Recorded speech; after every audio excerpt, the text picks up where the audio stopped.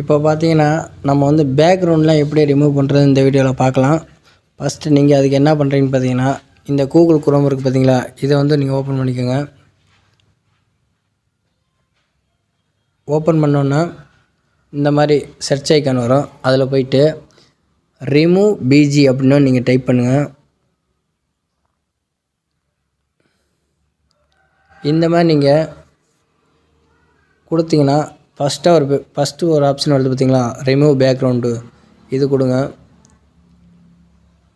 இது கொடுத்ததுக்கப்புறம் அப்லோட் இமேஜ்னு ஒரு ஆப்ஷன் இருக்கும். அந்த ஆப்ஷனை ஓப்பன் பண்ணிக்கோங்க. ஓப்பன் பண்ணோன்னே நம்மளோட ஃபைல் மேனேஜர் ஓப்பன் ஆகும். அதில் உள்ளே போய் உங்களுக்கு எந்த ஃபோட்டோவில் பேக்ரவுண்டை ரிமூவ் பண்ணணுமோ அந்த ஃபோட்டோ வந்து நீங்கள் செலக்ட் பண்ணிக்கோங்க. இப்போ நான் உங்களுக்கு ஏதோ ஒரு ஃபோட்டோ ஒன்று உங்களுக்கு செலக்ட் பண்ணிக்காம, இப்போ இந்த ஃபோட்டோ இருக்குது, நீங்கள் ஒரு டச் பண்ணிங்கன்னா போதும்.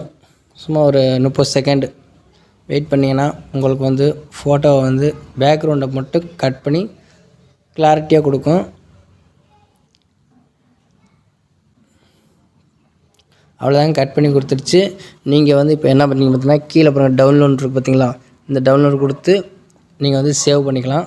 அவ்வளோதான். இது மாதிரி தான் பேக்ரவுண்ட் ரிமூவ் பண்ணணும். இது மாதிரி நீங்கள் வந்து பேக்ரவுண்ட் ரிமூவ் பண்ணிங்கன்னா உங்கள் ஃபோட்டோ வந்து உடையாது, எந்த டேமேஜ் ஆகாது.